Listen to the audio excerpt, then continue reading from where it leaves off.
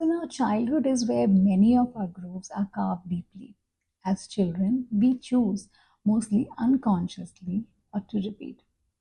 If we experience, say, for example, love, safety, encouragement, then those feelings are naturally repeated and grooves form around confidence, trust, and joy. But if we were to experience criticism, stress, or neglect, then grooves will form around self doubt, fear, or tension. But it's not just our choice. Social conditioning, environment plays a huge role. The family rules, school expectations, the peer group, cultural norms, everything that you experience, what people say to you, how they treat you, they all collectively leave an impression on our subconscious mind. So psychology and child development tells us that in childhood, a child is constantly interpreting their interactions with the world to answer questions like, am I loved? Am I safe? Do I matter? Is the world a friendly place or is it dangerous? Now, these aren't questions that the child literally will ask with words, but they are impressions that they absorb and they internalize, which become their core foundational beliefs about life and about themselves. For example, the child will notice whether the parents are responding with warmth, attention, and affection, or whether they are being distant, critical, or neglectful. And over time, the child is internalizing this sense of being lovable or unlovable. And the child may be noticing whether his or her presence, feelings, and actions are being acknowledged or they are being ignored. Consistent attention creates a sense of significance for the child, whereas being ignored can create a sense of invisibility. Now, these core beliefs, they are like the soil from which thoughts later grow. And just like the quality of soil determines how healthy a plant will be, the quality of our thoughts ultimately determines the quality of our life.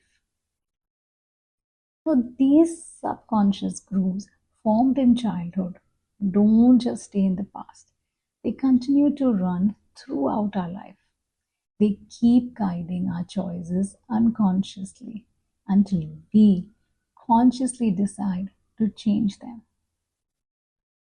Like, say, for example, in relationships, you might be attracting the same type of people or the similar kind of conflicts in your relationship. This is because of your grooves, your beliefs around love, trust, or worthiness. In career or finance, you might be holding limiting beliefs like I'm not good enough, I don't have enough. And these groups might be blocking opportunities or financial flow, even if consciously you are seeking success. The tricky part is that these groups feel normal to you because they were formed early in life.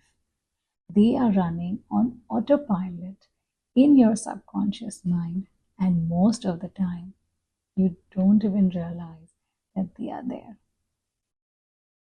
For example, the child who is criticized for mistakes might grow up repeating the groove of perfectionism or maybe a fear of failure.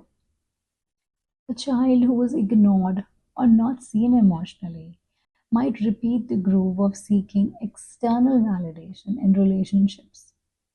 A child who was shamed for expressing his or her feelings might suppress emotions and repeat the groove of bottling things up. We all are living out of our old grooves, not fully choosing each moment consciously. You might want the water to flow somewhere else, but it will keep going along the subconscious grooves which have been carved over time. But there's good news. Grooves can be rewritten.